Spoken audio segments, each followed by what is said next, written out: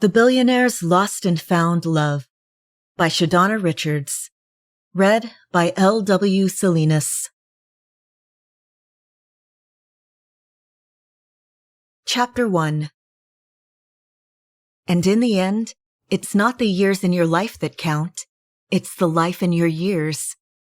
Abraham Lincoln.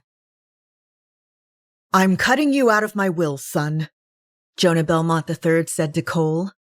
The old man sat by the stone fireplace in the study by the wall of oak bookshelves, his chin up and his lips defiantly thinned. "You're doing what?" Cole didn't think he heard his father correctly. He knew his old man could play jokes on his sons once in a while, but this? "You heard me," Jonah assured in the midst of one of the Belmont family's weekly meetings. "Now, Dad, you're not serious," Chase chimed into his brother's defense. "I am serious. Look, I know you want to come to your brother's aid, Chase, but I'm very serious. Look at you all. 5 sons, and you all know how important it is for me to fulfill my last wish, that you all settle down in order to live satisfying lives with meaning. I don't want any playboys running the Belmont Empire when I'm gone. The doctor gave me 6 months to a year to live, and the year is almost up." "But you're in stable condition, Jonah. You might very well outlive that prognosis," his sister, Aunt Maya, said with hope. "At least Chase, Dane, and Brandon are married or settled down. Leave Cole and Leo alone. They're still young. They'll meet the right girls when the time is right." "No, I will not. And they're pushing 30. That's not too young. I had a multi-billion-dollar empire by that age." "Why are you being so stubborn, Jonah?" Aunt Maya challenged, hands on her hips. "Relationships are what make life worth living," Jonah preferred, mostly to his sons Cole and Leo. For a man who was divorced 4 times with expensive alimony payments, and now was told he had less than 6 months left to live, Jonah was saying a lot. "But relationships can also make your life a living hell," Cole muttered under his breath. He wasn't referring to his ex-stepmothers, but to his own ex-fiancée, who'd torn apart his heart. "He's got a point," Leo echoed. "Did you say something, son?" Jonah said to Cole. The Belmont patriarch was quick with his hearing as he was with his words, but Cole loved his old man, and his heart ached for what he was going through. "No. You know the doc says my pancreas might not be what it used to be, but my hearing's still sharp as a needle. Make no mistake about that," he said playfully. "Sorry, Dad. It's just that we've had this discussion many times. I'm happy for Dane, Brandon, and now Chase. I think it's great they found really amazing women, but I've tried." Cole's voice broke off with emotion. Why was he getting so choked up? That bothered him more than anything. He couldn't get over how his bachelor brothers had all settled down with the loves of their lives and were truly happy. Their joy was palpable. But Cole also knew that Cupid didn't have enough arrows to get to everyone. And he was sad to say he didn't think he could ever trust a woman again, let alone commit his life to her. His brothers lucked out as far as Cole was concerned.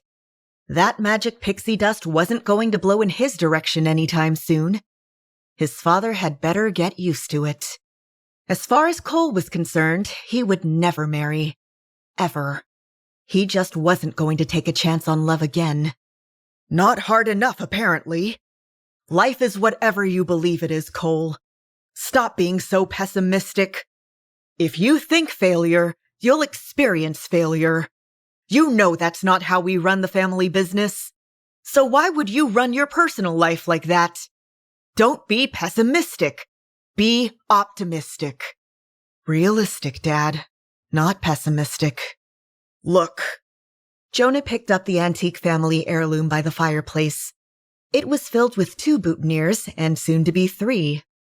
Jonah never ceased to tell the story over and over again of the magic in the bucket that was handed down from his great-grandfather and brought good luck to all Belmont men who placed their wedding flowers inside.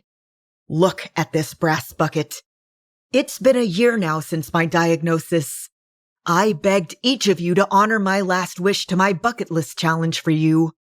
In 1 year, Chase, Dane, and Brandon found the loves of their lives. Why do you and Leo feel the need to be defiant? I'm not the one being defiant, Dad. I don't even have any grandchildren yet. A man at my age, 75. It's a crying shame.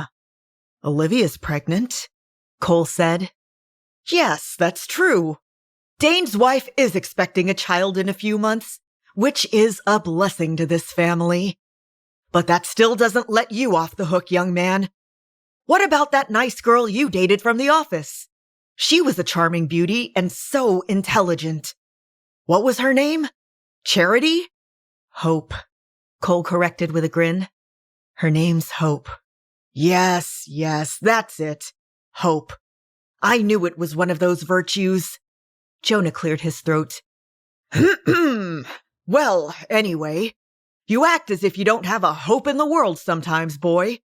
Everything is not just about work and earning money in this world. You know the old saying that life is a blank canvas? A blank canvas? Oh boy, where was his old man going with this one? Yes, relationships are like a blank canvas, and you are the artist. You have the power to create beauty by painting what you feel, what you see, and always admiring the beauty of it. Never take it for granted. Cherish and color your relationships with love, son. Cole resisted the urge to roll his eyes. Okay, so his father had a way with words. But did he also have a strong point? Beautifully said, Jonah, Brandon said to his father. Brandon often referred to Jonah by his first name, since finding out very recently that he was his long-lost son. Thank you, son, Jonah acknowledged. Dad, I know what you're saying, Cole said. I totally understand. But Hope is no longer in the picture. As much as he'd felt intense pleasure with her, and as much as he wanted her back in his life, she walked out on him. He had to forget about any possible future with her. It was over. Finito. Later, at an appreciation dinner at the banquet hall at the estate, Cole stood off to the side while guests danced. It was early December. The festive cheer was almost shadowed by news of more financial loss from their investments in Suzuki Financial Inc. The company brought down many of their associates and even dropped their stocks, thanks to fraudulent schemes by the owner and CEO. Charlie Suzuki was going to be serving another 20 years after he'd been found guilty on additional charges. The Suzuki Corp was now officially dissolved, but many investors lost everything. Luckily, the Belmonts had more wealth that was not tied up in Suzuki Corp. But some of their friends hadn't fared so well. Their good friends, the Romero family, also got hit hard, but not as hard as others. I've seen a lot in my lifetime, Jonah Belmont had said of the situation. But nothing like this. A man's word was gold back in my day. They'd trusted Charlie Suzuki with everything over the years, and he'd pulled this number on them and other clients. Imagine that. Still, Cole was glad his father had not let it affect his health. In all fairness, the boys decided to handle everything and kept most of the news reports away from Jonah's ears. As Cole glanced at his brother Brandon dancing with his lovely new wife Faith, and his brother Dane dancing with his pregnant wife Olivia, and his brother Chase, of all people, with his fiancée Abby, he could not help but feel a pang of loneliness mixed in with the joy he felt for them. He wished things had worked out differently for him and Hope. Hope was everything to him. What the hell happened between them? How could he have read her so wrong? Those soft, sexy lips of hers on his couldn't have lied. There was something else. He felt it in his gut. But why the heck didn't she trust him enough to let him help her? Then she'd ripped his pride to shreds by bailing out on him. She just up and left. Cole swallowed hard after he sipped on a glass of Romero champagne. He felt a shadow cross his heart just thinking of what his beautiful ex-fiancée did. She didn't just walk out of his life without so much as a word. She trampled on any shred of hope he'd had that love really did happen between two people. She was his right-hand woman, his trusted executive assistant. And she'd been up to something at his office, he'd found out later, but that was another matter altogether. Love. Cole really wanted to believe in true love. But how could he? Percy Sledge's When a Man Loves a Woman played over the sound system. That was one of Hope and Cole's favorite songs, wasn't it? She'd sung the other version, When a Woman Loves a Man. Just then, a woman walked by with a rose in her hand, and Cole wanted to close his eyes to the memory of Hope and the day when he'd proposed to her. "Oh, Cole, those flowers are stunning," Hope had said a few years ago when he'd given her a dozen beautiful long-stemmed, freshly cut roses. She had really teared up at the time. The night before that, they'd had a passionate night of lovemaking again and again, right through to the morning. Cole never knew he could last that long, but when you had the juice of true love in your veins, nothing was off limits. 12 for you, my beautiful, he'd told her. She carefully lowered her nose to each of the beautiful red buds and inhaled their scent. But then she stopped at one. He couldn't help but grin. "Oh, no, Cole. I don't know how to tell you this," she said, stroking one of the roses. "But the florist gave you a fake one." What? He did? Cole feigned innocent. "Yes, but it's okay. Maybe he ran out of long-stemmed red roses and only had 11, so he gave you a fake one. But our love is real, so it doesn't matter," she'd said. "Read the card, beautiful," he told her in his low, sexy voice. "Okay," she said, and when she did, she cried.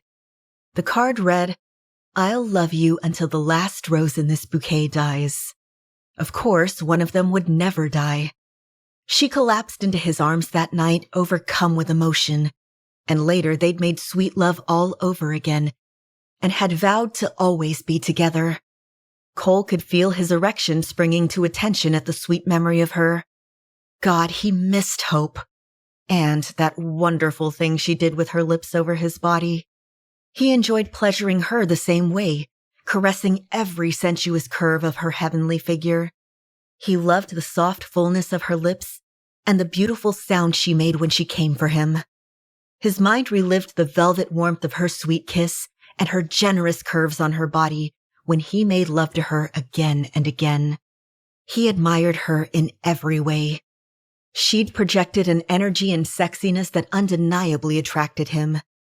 She made his blood course through his veins like an awakened river. When she broke off with him and skipped town, he felt an inexplicable void. Cole's trip down memory lane was interrupted by his brother Leo. "Earth to Cole, come in, Cole," Leo said, holding a cordless phone in one hand.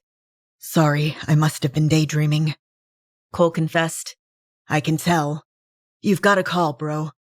It's long distance from Lindovia. You might want to take it in the study, away from all the loud music." "Lindovia?" Cole's heart raced. Hope Morgan was from Lindovia. Did she go back?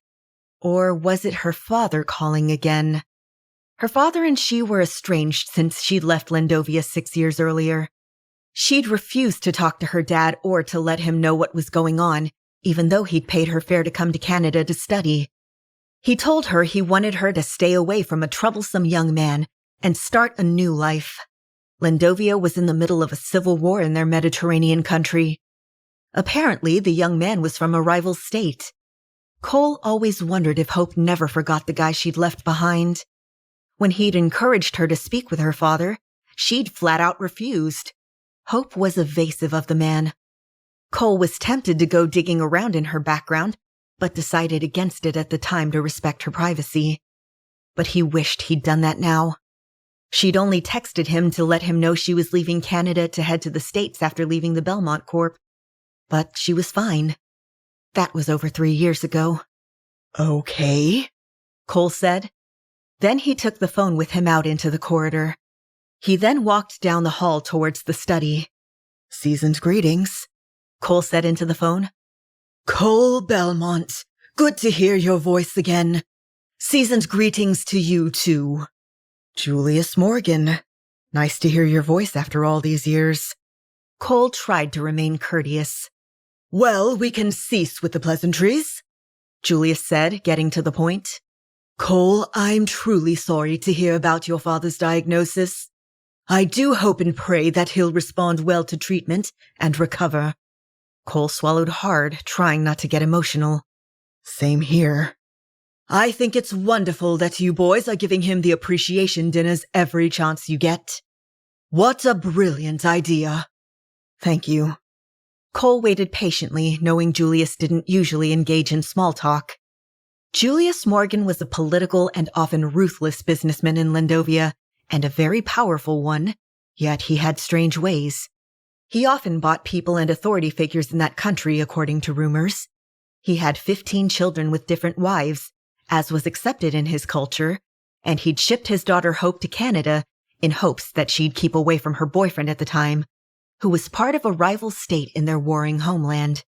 He knew full well how men like Julius treated their daughters who dishonored their family in any way.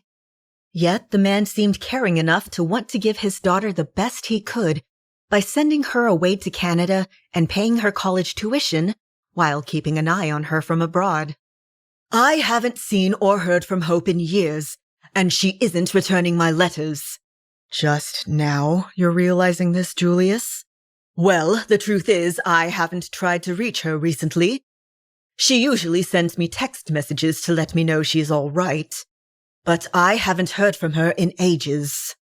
Cole swallowed hard. God, he hoped she was all right. He would have to get Brandon's agency on it soon then. But he didn't want to alarm her father. Hope, as you know, is no longer working with Belmont Hotels, Mr. Morgan. I haven't heard from her in the last 3 years, but I'm sure she's all right. Or he'd make sure about it. How can you be sure? She sent me a text a while back saying she was moving to Texas. I see, he said, sounding less hopeful. As you know, my country is having trouble with getting visas to visit Canada, but I will try to reach there sometime soon, when I get travel arrangements sorted out through the embassy. I'm sure she'll be happy to see you. I hope so. Cole ended the call without mentioning he had hoped to ask his permission to marry Hope 3.5 years ago. But that was until Hope up and left him, leaving a hole in his heart filled with many unanswered questions. Chapter 2. 1 week later. Hope Morgan was a bundle of nerves. She could not believe she was back in Belmont. It was early in December. It had been well over a couple of months since she'd moved back.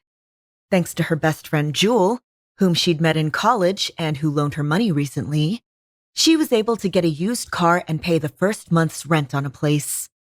That was before Jewel's husband lost his job. Jewel was a stay-at-home mom, so currently Jewel and her husband were in a bad spot, living out of a room rented in someone's house. They were all college grads, so what the heck was happening to the economy? Hope even tried to get a job at a fast food joint to make ends meet until a job in her field became available. But she was told she was overqualified. God, she wished she had enough money to rent a proper place, not a crappy excuse for an apartment like the one she had now, though she counted her blessings that she was not on the street. Her landlord was a real character, always snooping through her things when she wasn't home. "What are you doing going through my stuff?" She'd once confronted him when she caught him in her closet. "I have a right to inspect your place," he'd told her. "Not without notice. And you certainly have no right snooping around in my personal business." "You're late with your rent," he'd said. How on earth did she get this way in her life? Hope thought she'd planned everything out the right way. Go to college, get a degree, get a job, get a life. But things weren't simple, were they? Especially when you had no one in your family to help you. Her father was out of the question, and sadly when her mother passed away from breast cancer, Hope felt as if she had no one else to turn to in this world. Things must get better, she encouraged herself. I will not feel sorry for myself. I can do this. As long as there's life, there's hope, right? She reminded herself of that famous saying by Confucius, "Our greatest glory is not in never falling, but in rising every time we fall." She never thought she'd ever return to Belmont. Not in a million years, even if she lived that long. What would people think of her now? Did they know her secret? How long was she going to keep running? What would her life become? Besides, Texas never quite worked out for her. Hope moved there a few years prior to find work and had used the assumed name Brenda Leslie, but that didn't pan out. Someone at the firm she'd worked for recognized her. She'd been let go from her contract almost immediately. Of course, they never admitted the real reason to her face. Did they ever? They just scrutinized her every move, and if she was a minute late coming into work because of traffic, she'd be documented for that. Never mind if everyone else was an hour late. When a company wanted to get rid of you, they'd use your human weakness against you while ignoring other employees' weakness. They'd magnify your faults and ignore your strengths. They'd even blame you for everything that went wrong in the office. It was hell living under that pressure. No matter how sweet Hope tried to be to everyone, they simply didn't like her. The truth was, she was doing a great job, but they'd found out about her past. So, moving back to Belmont in Canada was her last resort. And seeing Cole Belmont. Sweet lips, Cole Belmont. Hope swallowed hard when she thought of Cole. She was lucky Cole took a liking to her and liked her enough not to do a thorough background check on her when she worked for him after she finished college. But she'd earned his trust then, until she broke it. Her heart turned over in her chest at the thought of seeing him again. Cole was the only man who made her feel as if she were the only woman in the world. That's why it disturbed her to inadvertently hurt him the way she did. But she had no choice. Things were moving too quickly for her. Hope couldn't risk him finding out what she'd done during her studies in college. Lives could be ruined. Her lungs squeezed at the chilling thought. Why couldn't her life have been simpler? One silly mistake. One night of confusion. One decision. A decision she was haunted with for the rest of her life. Hope had not one, but two overwhelming secrets she was harboring. The first was that thing she was forced to do back in college to hide her dark past while she was a student. She was sure Cole would never understand. And the second was that she'd found out that she was pregnant after she and Cole broke up. She looked back to see her daughter sleeping in the car seat in the back seat of her gray Ford Escort. The Belmonts were respectable people, rich and powerful, and had connections everywhere. Would they understand the choices she had to make? Would they try to take her daughter Mia away from her if they found out what Hope did in college before she even met them? Would they wrongly label her unfit to care for a Belmont child? She didn't want to think about it. They were good people, but she'd been less than honest with them because she felt she had no choice.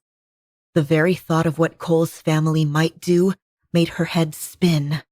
One step at a time, Hope. Still, she had no choice but to return to the town. But what would she do about her daughter? She could feel her blood pumping hard and fast. This wasn't the life she'd planned. But her father had messed things up for her and her mother. Now her mother was deceased. Hope had no one to whom she could turn. She felt so alienated. There was a time when she wondered if she could go on. But one glance at Mia, and she knew she had every reason in the world. Her greatest blessing in life called her mom. Her heart melted at the thought. She loved Mia more than she valued her own life, or anything in her life. It was extremely difficult raising Mia on her own, but thankfully, she had the support of her friend Jewel and Jewel's husband Giles. They were married after Jewel dropped out of college to have Giles's baby and to become a stay-at-home mom. Their son was now 6, so Jewel had been there to help Hope as a single parent. Hope didn't know what she would have done if she didn't have any close friends. She was sorry Jewel was going through a rough patch too, especially when the economy was tough. All it took was a layoff and everything could go downhill. Savings and resources could easily go dry in a heartbeat when a steady flow of income was suddenly halted.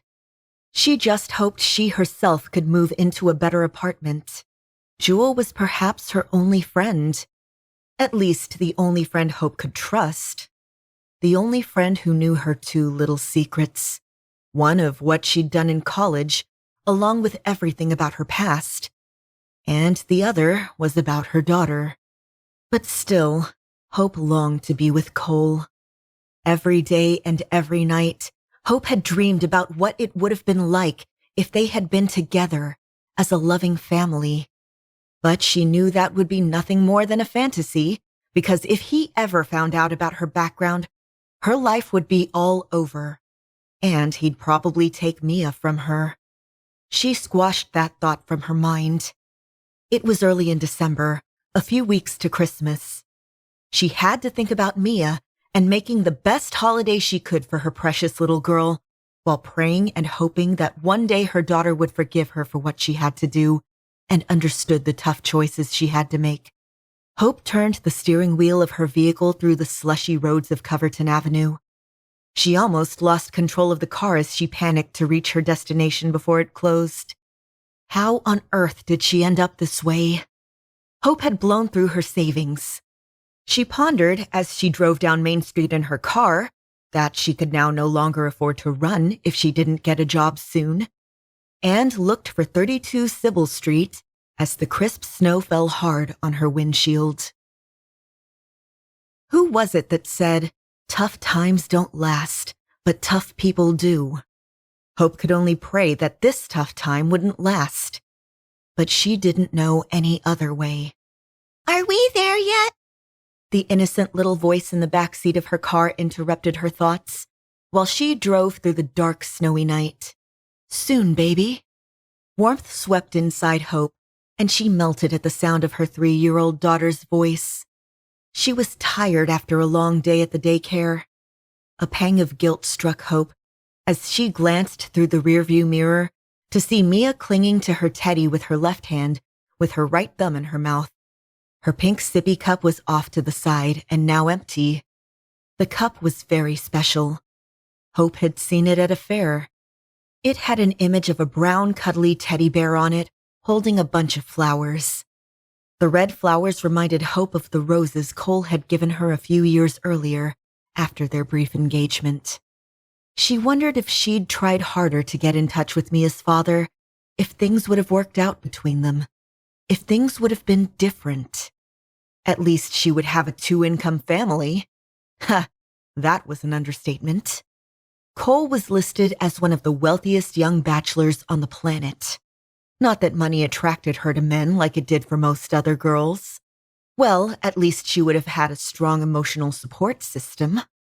A good Christmas, instead of lonesome holidays with her daughter, alone, while she looked over her shoulders and suspected her neighbors of finding out about her past. It was very fortunate Cole never did a thorough background check on her to learn about her dark family secret. Hope figured he was so impressed with her work as a student and knew her affluent family background from Lendovia that it wasn't necessary. She still had feelings for him, and she knew he'd thought the world of her, before she fled, at least. But if he found out about her secret life before Mia was even born, he'd go digging into the real reason she walked out on him and never looked back. And it had nothing to do with her blessed pregnancy. Hope sighed heavily. It could have never worked out. Besides, they'd had such a difficult breakup. No use trying to rewrite the past to feel better. She dismissed the thoughts in her mind and sent them off marching to the bin of Forgetful Lane. She switched off the ignition, grabbed her purse, and looked lovingly over her shoulder at her adorable, sleepy 3-year-old daughter Mia, the true pride and joy of her life. The food bank was located in the basement of the church. They'd be closing soon. Hope sighed at the thought. Not that she didn't appreciate their support and having such a wonderful service in times of great need, but she just couldn't help herself. Begging, relying on handouts. This was not how she had planned her life, but being laid off wasn't in the plans either. Neither was being a single parent. Cole and Hope broke up just before she found out she was even pregnant. In fact, before she could tell him she was pregnant. Yet he'd given her the greatest gift she'd ever received in her life, Mia Morgan. Hope swallowed hard, thinking that she really wanted to name her Mia Belmont, but she couldn't. Belmont was a very special name, and Cole would have found out fast. Her mind went back on that night at the office. A fax had come in from a detective agency, and she'd destroyed it. It had to do with Charlie Suzuki from Suzuki Financial Inc., the company that swindled billions of dollars from the Belmont Empire, not to mention billions more from other unsuspecting clients. Suzuki was currently serving a life sentence in prison for multiple counts of fraud, embezzlement, and murder. Hope told Cole it was an error, but that was stupid of her, because of course the detective agency would have more copies. He was disappointed with her, and who could blame him? Still, she was only trying to spare him from heartbreak later down the road. It wasn't what it looked like, but she couldn't explain to him at the time why she'd inadvertently shredded the documents, thinking it was something else. Hope was determined not to live the rest of her life being miserable, for Mia's sake. As one minister once said, disappointment happens, but misery is an option. She was determined to be happy for her little girl, no matter what curveballs life threw her, and no matter what happened. She needed to be strong for her little girl. This was only a temporary glitch, a tiny setback. Hope believed in hard work and perseverance paying off. She had to believe in good things. It was necessary to motivate her and keep her going, if nothing else. Reality was biting cold on this early December night, but she had to keep her spirits warm with some shred of optimism for Mia's sake, as much as her own. "Mommy, I'm tired," Mia said, yawning. Hope lifted her out of her car seat, the effects of a long day at daycare while Mommy was busy attending job interviews. "Yes, baby, we'll be home soon," Hope confirmed with a warm smile. With those words, a pang of guilt flooded Hope's soul, with a trace of longing. The Christmas season was the worst time to be alone. She was longing for change, longing for a better life for her and her little angel. She had not planned on spending the few weeks before Christmas scrounging for ways to survive during the holidays. But she was a tough girl, and she would make it work, somehow. The tugging on her winter coat from her little girl reminded her that she wasn't completely alone. As Hope trotted up the snow-covered walkway, an uneasy feeling gnawed in the pit of her stomach. She strolled up the white stone pathway of the church as snow crunched under her leather boots. Hope took in another deep breath with the evening crisp, cool air as snow melted on her forehead. The flurries were coming down heavier now. If only her financial woes would melt away too, she mused. As she entered the back door, memories came flooding back. She once came with Cole and his brothers to help give out boxes of good to the homeless and to low-income families. Still, when she'd called this morning to confirm who would be volunteering tonight, they'd told her that the Belmonts would be coming on Christmas Day and Christmas Eve, as was their tradition, if she remembered correctly. That would be a few weeks from today, so she would be safe. They were obviously busy with other things right now. "Welcome, Hope." Pastor Anderson stretched out his hand to shake hers. "Thank you, Pastor Anderson." And this must be your little angel, Mia. Mia was shy and buried her face in her mommy's coat. Pastor Anderson smiled warmly. He then explained that one of the volunteers would assist her with her box of non-perishables and a Christmas turkey. He also explained that a few days before Christmas, she would receive a visit from Santa, a member of the church who would deliver presents for her daughter. Hope was so relieved that Christmas might not be the complete disaster she thought it could be. She thanked Pastor Anderson. When Hope stepped down into the church hall, her heart stopped. She recognized the man standing behind the table handing out food to the needy. What? This can't be. Hope's throat tightened. It was him. Of all the people in the world, she did not want to see it this time. Cole Belmont? The surprise siphoned the blood from her face. Her heart thumped hard in her chest. She was caught off guard by the sexiest man she'd ever met. Her former boss and the true father of her child. But Cole only volunteered around the holidays. It was early in December. What was he doing there?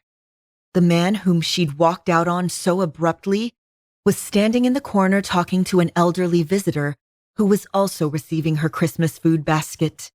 Crap. Hope tried to quiet the embarrassment rising up in her chest. To her surprise, he showed no reaction at first. Of all the places and times to meet up, and with Mia, he didn't even know he was a father. She had tossed the idea over in her mind about when or if they should ever meet again, and how she would tell him about their child. But this, she couldn't help but notice his strikingly handsome features. It had been 3 years and 9 months since she'd last seen him in the flesh, and she had to think, oh my heavens. He was looking hotter than she'd last remembered. Her inner thighs tingled at the remembrance of his sensuous erotic touch that sent waves of pleasure coursing through her veins. There he was, looking deliciously charming as ever, so sophisticated. His dimpled grin and handsome features caused a tingling sensation in Hope's belly that traveled down her spine. The man was blessed with dark and delicious features. He had the most perfect, smooth, tanned skin she'd ever seen on a man. She had the pleasure of knowing exactly how sinfully sexy his muscular body was underneath his clothes. He had high, chiseled cheekbones, dark, sexy blue-gray eyes, and a perfectly symmetrical face. He was taller than anyone in the room. She'd always been attracted to his impressive height at 6'3". He was fit and built like a champion swimmer with muscles in all the right places. Hope's eyes were immediately drawn to his sexy lips. The man still oozed sensuality even after all this time. It didn't even matter what environment he was in. His charm was just so radiant. She tried hard not to lose control, but her palms became sweaty. All she could do was think about Cole and Mia, their love child, a child he knew nothing about. Guilt washed over her, leaving her drenched in inner turmoil over not telling him beforehand. But she had to do what she had to do. Would he ever forgive her? Or worse, would he try to take Mia away from her? His smooth skin and radiant glow made him devilishly handsome and caused her temperature to rise like the summer sun. Was it getting hot in there? After all these years, Cole Belmont still had that crazy instant effect on her. She drew in a deep breath, trying hard to throttle the dizzying currents racing through her, trying hard to calm her fiercely beating heart. She stared wordlessly, her heart pounding in her chest. A sensuous light seemed to pass between them. Her eyes drew to Cole's kissable magic lips. The memory of his sexually potent lips kept traveling to her mind. She could feel his smooth lips on her skin as he made love to her that night, the night they'd conceived Mia. It hadn't been planned, of course. They'd used protection, but something went wrong. Or right, depending on how you looked at it. Because Mia was a blessing and a miracle. An unexpected blessing. She felt a shudder of humiliation being at the food bank with Cole's secret love child. What would Cole do if he found out she'd kept this wonderful 3-year-old daughter from him?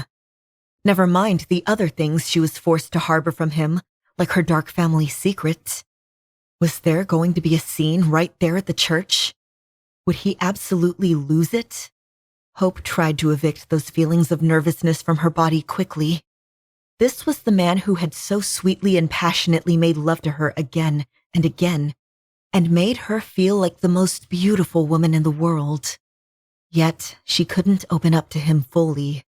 Her heart was currently officially under heightened security. She was sure he wouldn't be kind to her now, not after what she'd done to him. And who could blame him? She wanted to turn and run, but their eyes locked. Her heart jolted, and her pulse pounded. Hope? His soft, firm voice echoed through the hall, amidst the unsuspecting crowd of food bank recipients. "Hey, Cole," she said casually, almost breathless. An unwelcomed blush crept into her cheeks. Okay, stupid thing to say. Stupid, stupid, stupid. Gosh, talk about an awkward moment. If awards were given out for awkward encounters, this situation would certainly win top honors. What would she do now? Mia was still clutching her teddy while holding Hope's hand. What should she say? How could she say it? She never expected such a roller coaster of emotions. She realized this could potentially be a Jerry Springer moment waiting to erupt. But no, she was going to be civilized. But would he? Was this the right time? What was she going to say? "Hi, I'm down and out and broke. And this, by the way, is your kid." She wondered, dreamed about this moment. But this was turning out to be a nightmare before Christmas. Cole was intensely stunned, speechless. He still had a gift basket in his hand, with the patron anxiously waiting to receive. "Excuse me, sir." A nervous cough erupted from the tiny lady in front of him, just in front of Hope. Oh, sorry. Happy holidays, Mrs. Sanders," he said, as he handed the tiny elderly widow the basket. She smiled with an odd look and walked away. It had been 3 years since Cole laid eyes on Hope, and she looked as beautiful as ever.